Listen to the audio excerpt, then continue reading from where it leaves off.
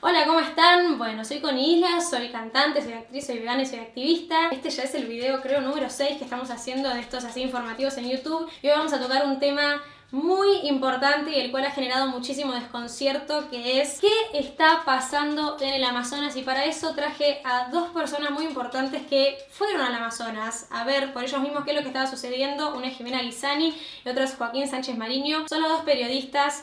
Se adentraron en el Amazonas, así es, se tomaron un avión, se fueron sin nada, sin nadie, sin ninguna idea de lo que ocurría, a la deriva, a ver qué pasaba. Y acá están con data oficial de lo que está sucediendo. Vamos a intentar responder las preguntas. Es un tema muy amplio, muy complicado, pero esperamos que les sirva, como nos sirvió a nosotros, para entender un poco de lo que está sucediendo. Bueno, y ahora sí, ya estamos acá con Jimena Guisani a mi izquierda o a su derecha para ustedes, y con Joaco Sánchez Mariño a mi derecha, a la izquierda para ustedes. Ellos dos estuvieron en el Amazonas o la Amazonia, como también le dijeron ellos, durante más o menos una semana, sí, cada uno, aprox. Sí, 8 días. En diferentes lugares. ¿Vos estuviste más al norte? Yo más al norte-oeste. ¿Y vos? Yo al sur del estado de Rondônia. Sí. Cada uno vio diferentes cosas, tienen muchos puntos en común igual, y lo que hay que aclarar para mí en este video antes de decir nada es que no hay un solo culpable, no hay un solo motivo por el cual ocurren estas cosas, y tampoco hay una sola solución. Esto es algo gigante que tiene muchísimas aristas, pero ahora sí vamos a presentarlos de una forma más correcta. Jimé, contá un poco quién sos, qué hiciste y todo. Bueno, yo soy Jimena Guisani, soy periodista independiente, podemos decir. Cuando me enteré de lo que estaba pasando en el Amazonas decidí ir para allá, solamente por el hecho de saber que se estaba deforestando la selva que nos provee del 20% de nuestro oxígeno. Y quería saber cómo puede ser que esto esté aconteciendo, si es real, porque también muchos medios hablaban de que esto fuera mentira, cómo llegamos hasta este punto. Lo quería ver con mis propios ojos, entonces bueno, decidí ir hasta allá. ¿Y Joaco? Soy Joaquín Sánchez Mariño, soy periodista. Yo digo Meriño. Sí, pues los dos inclusive, pero me gustaba. Joaco Sánchez Mariño. Sí, me gustaba con la E, está de moda la E. Soy periodista y me gusta cubrir las cosas también desde los lugares, digamos, ir al lugar. Él estuvo en Venezuela. Estuve en Venezuela. Fue todo el momento del lío. Exacto, ¿no? Y ahora lanzaste un libro, aprovechemos. Aprovechemos, sí, acabo de publicar un libro sobre Venezuela, que le interese la historia. ¿Cómo se llama? En Venezuela. En Venezuela. Libro de Joaquín Sánchez Mariño. Y en este caso lo mismo, veía que estaba sucediendo una catástrofe según los medios convencionales y tenía ganas de ir a entender la dimensión. Y a diferencia de Jimé, que tiene más trayectoria en lo que es las materias ambientales, yo soy un ignorante absoluto. O sea, fui ahí como un desconocedor, a aprender y tratar de hacer ese puente, ¿no?, entre yo y el público que tampoco sabe. Digamos, no le hablo al especialista, sino al que no entiende nada. Okay. Esa fue un poco mi intención. Sí, este video, la idea es esa. No vamos a hablar de tecnicidades ni vamos a evaluar cada asunto en profundidad, porque es imposible. Estaríamos, creo que, no sé, 25 horas, ni siquiera. Vamos a explicar o intentar explicar desde una forma objetiva, en rasgos generales, cuáles son las causas, por qué, quiénes se benefician, qué es lo que podemos hacer y demás, porque es un tema súper extenso. Esto va a ser medio así, como un ABC. Pero bueno, hay muchas preguntas muy básicas, ¿no? Y yo quiero empezar por la primera. ¿Qué ocasionó el incendio? Esta es la primera pregunta para mí que todo el mundo tiene en su cabeza, pero antes de eso, está buenísimo aclarar que no es la primera vez que se incendia el Amazonas o que lo incendian, porque yo hice unas encuestas en Instagram, como ya saben que estoy haciendo, en la cual pregunté, ¿es la primera vez que escuchás que hay un incendio grande en el Amazonas? Y 26.000 personas me dijeron que sí y 11.000 me dijeron que no. O sea que más de la mitad nunca había escuchado de un incendio grande en el Amazonas, y sabemos que no es así, ¿o no?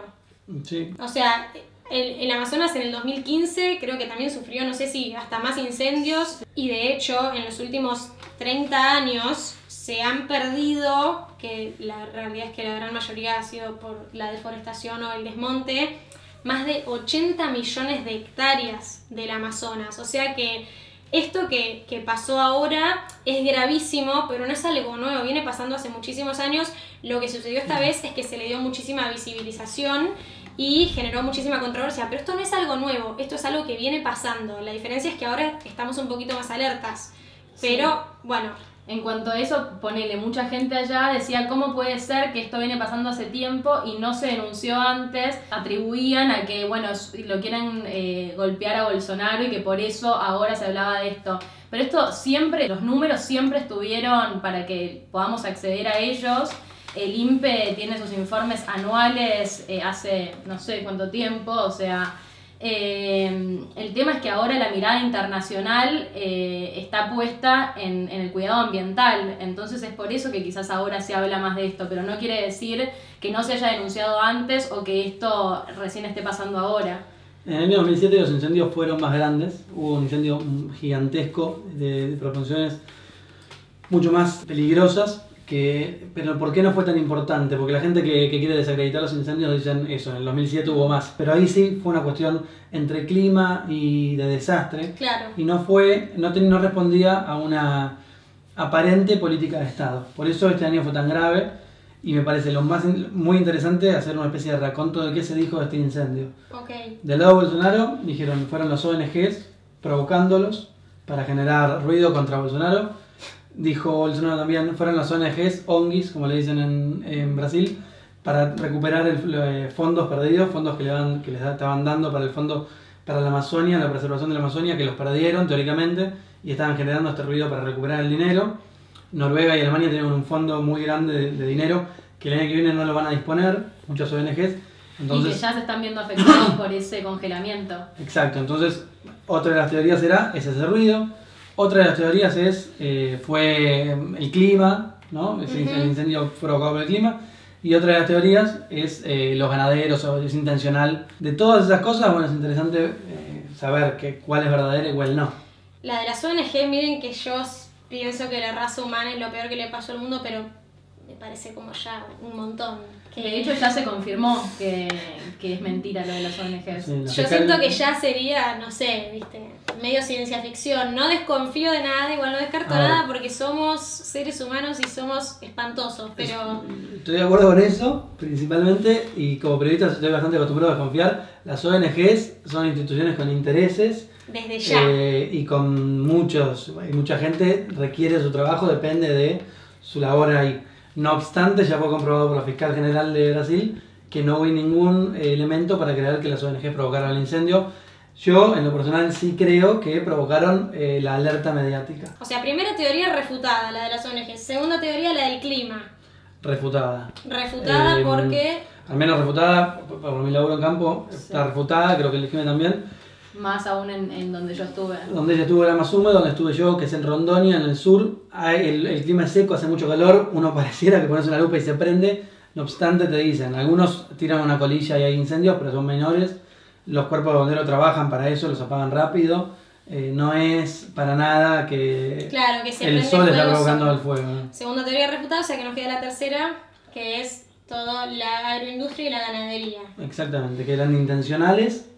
Confirmados. Intencionales confirmados, porque bueno, en Brasil existen lo que se llaman los incendios ilegales o las quemas y los incendios legales, pero los incendios legales, vos contaste que tenés que pedir un permiso, tenés que poner unos paneles de aseo, vienen los bomberos, todo como para evitar justamente que se esparza, me sale la palabra, se expanda. Sí, se controla el claro, fuego. que igual me decís que, bueno, son como menos de un 5% los incendios legales, o sea que los incendios ilegales o las quemas son justamente los responsables de todo esto, o sea, la ilegalidad. El incendio ilegal que es, de algún modo, un incendio formal, porque que sea ilegal no es que hay que encontrarlo en... ¿viste? No. Sucede, es costumbre de los propios... productores de la gente y no están perseguidos por la ley. Okay. No son legales, pero son aceptados, digamos. Okay. Sí, después también es importante aclarar que los incendios no siempre significan deforestación. Vamos a aclarar eso, porque hay mucha duda, que es desmonte, que es quema, que es deforestación, que es no sé qué. Bueno, para que una zona se considere deforestada, tienen que pasar 3 cosas. La primera, tiene que haber un desmonte. Sí. O sea, se tienen que talar los árboles. La segunda, se tiene que quemar todo eso. Y la tercera, se tiene que plantar pasto. Una vez que pasa eso, la zona está deforestada, es decir, que no pueden volver a crecer árboles en esa zona. Así no. es, sí. ¿Qué pasa? No siempre se llega a la deforestación, a veces simplemente se hacen los dos primeros pasos, desmonte, quema y listo, ¿o no? Exacto, y se vuelve a crecer. De hecho, eso es lo que hacen los indígenas, por ejemplo. Es una práctica milenaria y no había traído las consecuencias que traen ahora este tipo de prácticas en las que no vuelve a crecer en la selva como la conocemos. Que ellos lo utilizan para plantar alimentos, para cultivar alimentos que consumen ellos, de consumo propio, ¿o no? Los indígenas, claro, sí. Los indígenas. Sí. Igual, si hablamos de desmonte y quema, es la menor cantidad de los casos, ¿o no? O sea, generalmente se produce la deforestación, cuando ya desmontan, queman y plantan, que justamente eso es lo que usa todo lo que es la agroindustria y la ganadería. Esa es la famosa expansión de la frontera agropecuaria. Eso. Entonces, cuando se dice eso, el que escucha quieren emplear la frontera agropecuaria, es eso. Quieren que donde había un bosque o selva, ahora haya tierra con vacas comiendo pasto. Después también hay mucha gente que está preocupada y relaciona mucho el tema de la madera. Más que una consecuencia, como un negocio redondo. Claro, ¿no? un negocio redondo, se vende la madera y después tienen la tierra como para poder sembrar o meter cabezas de ganado. Exactamente, pero si no existiera la ganadería y solo se utilizara, se llevara a cabo esta práctica para la madera, ¿decís que estaríamos hablando de la misma cantidad de área desmontada? Y bueno, eso es muy difícil de saber, pero la verdad que no creo. O sea... hay una diferencia grande, que el negocio del tráfico de madera ilegal no es un negocio que el Estado querría apañar. Okay. Entonces, si supongamos que sacamos de lado la ganadería y sucediera, el Estado perseguiría la venta ilegal de madera, porque no habría nada más allá que el negocio de los propios madereros. Claro. En este caso es más complejo, porque al Estado le rinde. Es rentable. Gran parte del PBI de Brasil viene de la ganadería, entonces al Estado le viene bien, porque los productores produciendo vacas es impuesto para el Estado. Estamos hablando de un negocio ilegal contra uno legal. Sí. No, y aparte la realidad es que, bueno, lo hablábamos fuera de cámara, que a ver, vos talás un árbol y cuánto tarda en crecer de nuevo ese árbol. Claro. En cambio, el negocio de la ganadería, vaca, es medio que no se termina nunca. Claro. Vos para que vuelva a crecer un árbol, tardas muchos años. Si hablamos de la deforestación o del desmonte o de la quema, hay 4 problemas que son los principales. La ganadería en primer lugar, y después ya acá entro en una zona gris. Soja, madera y minería ilegal. Sí. O sea, esos 3 no sé cómo ponerlos en un ranking. No sé el ranking, pero son cosas totalmente diferentes en diferentes escalas, ¿no? Sí. Quizás el problema más grande de los madereros y del garimpo, que es la minería ilegal, es las mafias que están metidas en eso y cómo... A mí, por ejemplo, me preocupa cómo nos mueven a los indígenas de sus tierras, incluso los matan muchas veces para quedarse con esa tierra porque son mafias. Y pará, y lo que habías dicho vos, que Amazonas es la región con más homicidios a activistas ambientales del mundo. Sí. Hay muchas mafias de estas 4 industrias que son, digamos, las primeras que se nos vienen a la mente y que generan todo este lío en el que, bueno, estamos metidos todos. En la que yo dije, ¿crees que se nos está ocultando información? 33.500 personas dijeron que sí y 796 dijeron que no. Y, acto seguido de esto, pregunté, ¿sentís que tenés información 100% certera de lo que está ocurriendo? 34.200 personas dijeron que no, o sea, casi la misma cantidad, y 4.000 dijeron que sí. Bueno, hay 4.000 personas que están muy informadas o creen que están muy informadas, pero la realidad es que sí. Yo de hecho esperé mucho para hablar de este tema porque sentía que no tenía una información real, certera y total, o sea, global de lo que estaba sucediendo. Yo veía ganadería, que sabemos que sí es el problema principal, pero la realidad es que hay muchísimas más cosas en juego. No es solo la ganadería, estamos hablando también de lo que es la soja, la madera, la minería, todos estos negocios que dentro de un marco ilegal funcionan con casi normalidad. Claro, dentro funciona de manera informal, de manera ilegal, pero con cierta venia política. hay evidentemente un lobby Sí. político tratando de convertir en esto un poco en una actividad más legal, ¿no? Bueno, y acá tenemos dos casos. La gente en Brasil está tan acostumbrada a que esto suceda que no les sorprende y es más, les enoja la mirada internacional juzgándolos por esto, porque dicen esto pasó siempre, lo que no quiere decir que esté bien o que sea sustentable o sostenible en el tiempo. Pero están muy acostumbrados, es como en la ciudad nos acostumbramos al ruido, bueno, ellos se acostumbraron a las quemas, o sea... Eso, sí, el acostumbramiento es tremendo, somos hijos del acostumbramiento. Y ya que hablamos de esto de la ilegalidad en un marco formal y cuasi normal y avalado un poco por también personas que están más arriba, ambos de ustedes vivieron experiencias directas de estas cosas. Vos con la pista de aterrizaje y vos con un señor que ahora vamos a contar. Pasá a contarlo de la pista de avión, por favor, porque esto es tremendo. Bueno, yo estuve en la región de Ituna y Tatá, que es una región de indígenas no contactados, es decir, que nunca tuvieron contactos con otros humanos, por lo tanto está totalmente restringido el ingreso, ni hablar de asentamientos o deforestación ni algo de eso, o sea, es zona indígena.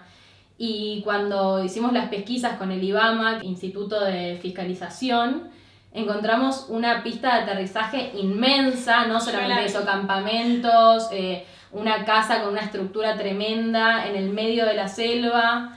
O sea, eso vos desde un avión lo ves. Ni hablar, después incluso la persona que encontramos ahí, que era como una especie de cuidador de la casa, nos dijo que está ahí desde abril del año pasado. Entonces, bueno, son cosas como que no son tan difíciles de...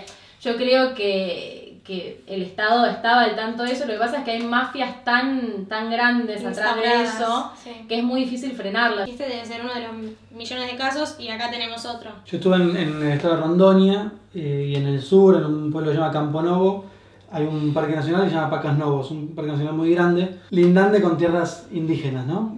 Por todos lados es tierra protegida. Y me dijeron que había una mafia ahí de invasores. Hay dos tipos de invasores, los que directamente toman las tierras de manera ilegal, se mandan y las toman, y los grileiros, que son más complejos porque consiguen, por medio del lobby político, consiguen títulos de propiedad falsos y de ahí andan a sacarlos. Pero la mafia que estaba acá era de invasores. Y lo que me decían es, esos tipos tienen ahí toda una organización parecida a lo que encontró Jimé, que yo no pude verlo, y tienen armas metidas en el terreno, qué sé yo, entonces entran, desmontan, queman, generan la deforestación, y cuando saben que está yendo el organismo de control, se escapan, entran en moto. Eso me dijeron. Me dijeron que el presidente de esa asociación ilícita se llamaba Aga David, un productor rural. Fui al pueblo ese, conseguí el contacto del tipo y lo llamé para entrevistarlo. Y el tipo, como está en una disputa por unas tierras que él dice que compró, que pagó 20 reales, o sea 200 mangos, la hectárea, imagínense comprar dos en el Amazonas, está tratando de limpiar su imagen, entonces me dio la nota para avalar su negocio, digamos, esa era su intención. La pueden encontrar en el Instagram de Joaquín y la pista de aterrizaje esta y toda la casa también en el Instagram de Jimé, que los vamos a dejar. Exacto. Y el tipo, bueno, me mostró los papeles que según el Instituto de Gobierno me dijo que son completamente falsos, en donde él muestra que compró, a quién le compró, se lo compró a una señora de 92 años, que teóricamente esa señora tiene como si fuese 100.000 hectáreas, 200.000 hectáreas, sí, ¿no? Que es un delirio. Y el tipo, lo peor de todo es que no solo que se lo compró muy barato, que todavía no se le pagó además, sino que tienen una asociación de productores rurales y después quieren lotear como si fuese un country y vender esas tierras. Lo compraron a 20, lo quieren vender a 1.000 y aquel que compre lo obligan, parte del contrato está obligado a desmontar, a quemar y a plantar pasto. O sea que el plan para convertir la foresta, el bosque, la selva en tierra de ganado está sistematizado y ya planteado. Y se va a llevar a cabo, seguramente. Y probablemente se lleva a cabo. O sea, el tipo me lo dijo a la cara, yo quiero desmontar y quiero poner ahí ganado. Ok, y eso nos lleva a por qué todo el mundo apunta a Bolsonaro. Primero, ya sabemos que bueno, esto viene sucediendo hace mucho tiempo, lo cual no es excusa, pero ahora sí, hay muchísimos dedos, países y personas apuntando a Bolsonaro. Hablando entre nosotros, llegamos a 3 puntos. Una política de Estado que apaña a gente que sin ningún tipo de derecho está tomando tierras protegidas y está convirtiéndolas en zona de cultivo o de ganado. Por lo cual hay, mira lo que te digo, ni siquiera se necesitan coimas. Claro. No lo están haciendo por Esto clima, lo pasó están haciendo siempre. por política, por una política de Estado, por dejar de pensar en el Brasil preservador, sino en un Brasil productivo. Y esto pasó siempre, pero no sé si alguna vez hubo un presidente con una política tan clara anti-medio ambiente. Eso iba a decir, que el segundo punto es el lobby y el tercero era el tema de que Bolsonaro medio que enfrentó, según lo que ustedes me dijeron, a todo lo que es Parque Nacional versus productores y dio el brazo a torcer con los productores, dejando a los parques nacionales a la deriva, digamos, a la buena de Dios. Sí, sobre todo los organismos encargados de fiscalizar estas áreas. O sea que sí, a ver, hay cosas que vienen de antes, pero la realidad es que este presidente no está del lado de las medidas ambientales que se deberían tomar, sino que está del lado completamente contrario, que es el de avalar y fomentar hasta todas estas actividades que, bueno, son las que están en el ojo de la tormenta hoy. ¿Qué podemos hacer? Nosotros antes de empezar a filmar dijimos, bueno, tratemos de dividir, a ver en diferentes opciones qué es lo que se puede hacer. Tenemos 5. Lo importante que es que este tema esté siempre en agenda, ¿no? Porque esto viene pasando hace mucho tiempo, pero también va a seguir pasando, y si nosotros nos alertamos ahora solamente por el fuego que nos hizo empezar a hablar de esto y lo dejamos de hablar en un mes, bueno, entonces no... Bueno, lo otro que hablamos también es, bueno, obviamente reducir el consumo de carne. Ya quedó clarísimo que, bueno, la ganadería es, si no es la principal responsable de todo lo que está sucediendo en el Amazonas ahora, es una parte muy importante. Otra cosa que dijo Joaco, que yo no sabía que esto era tan así, es lo de plantar árboles. Sí, según la ciencia, un árbol se reemplaza con otro árbol, digamos. O sea, si talan 100 árboles y plantamos 100 árboles acá, estaríamos compensando el daño. Obviamente que es tan gigante la cantidad de árboles que están desmontando, sí, que es difícil compensarlo. Pero plantar árboles es siempre una buena Yo jamás medida. hubiese dicho que era una buena solución. Yo decía, como como el Pray for Amazonas, ¿viste? Que sí. Sí, claro, simbólico. Entre el magnicidio y plantar árboles, vamos a hacer la apología de plantar árboles. Porque... Sí, igual convengamos que plantar árboles no es lo mismo que el ecosistema que se genera en una selva. No. O sea que nunca va a llegar a equiparar un árbol plantado acá a un árbol de la Amazonia. Después también esto que digo yo siempre, que esta es la cuarta, que es el activismo individual. Porque muchas veces se habla de la educación en las escuelas, que obviamente hay que apuntar a eso, pero la realidad es que si ahora se empieza a aplicar la educación en las escuelas, la generación que empieza a recibir esta educación todavía falta un montón para que sean capaces de tomar decisiones o de estar a cargo de un gobierno. Entonces, nosotros que ya somos personas adultas y que tenemos la capacidad o de votar o de otra gente formar parte de gobiernos, informarnos, educarnos y no quedarnos con eso, sino también educar a todas las personas que están alrededor nuestros, familiares, amigos cercanos, todo lo que sea. El activismo individual para mí es una de las cosas que más influyen en todas estas temáticas. El conocimiento es poder y es responsabilidad, por ende. Y la última que también pusimos es exigir a los gobiernos que incluyan medidas ambientales en sus agendas. Exacto, porque además hay métodos de producción mucho más sustentables y amigables para métodos de producción Hay unas tecnologías desarrolladas en Brasil mismo. Brasil tiene tecnología muy de punta para producir de manera más saludable, que admita la ganadería entre bosques. Son algunas cositas técnicas que vale la pena explorar, pero que el gobierno debería exigirle a los productores poder ponerle más tecnología a su producción, producir de manera más, que es un poco más caro al principio, pero que ese tipo de exigencias de parte del Estado podría hacer que se... Pero en el panorama actual, donde la crisis climática es tan grande, hay que cambiar la forma de hacerlas. Y bueno, todo el mundo le gusta seguir haciendo todo como se hizo siempre porque ya lo conoce, porque sabe cómo es, y explorar formas nuevas de hacerlo quizás le empieza a presentar mayores dificultades o cree. Cree, quizás es más fácil, pero al principio, bueno, uno siempre presenta como esa especie de resistencia a lo nuevo. Pero convengamos que el panorama actual y la crisis ambiental que estamos viviendo no permite que sigamos haciendo las cosas de la misma forma que las hicimos siempre. Y como conclusión, este problema es gigante, hay muchísimas aristas, muchísimos motivos, muchísimas consecuencias por las cuales sucede todo esto. No hay una sola verdad, sabemos que sí, obviamente hay causas que son determinantes, pero la realidad es que es súper amplio y bueno, esperamos que les haya sido útil esta información. Debe haber más que no sabemos, como en todo, lógicamente, pero bueno, estoy muy feliz de que estas dos personas muy valientes, aparte, que estuvieron en el Amazonas 8 días, hayan estado acá, así que gracias Joaco, gracias Jime, síganlos, no saben el trabajo periodístico que hacen, informativo, está buenísimo, de muchísimos temas, no solo de este, así que bueno, gracias por venir.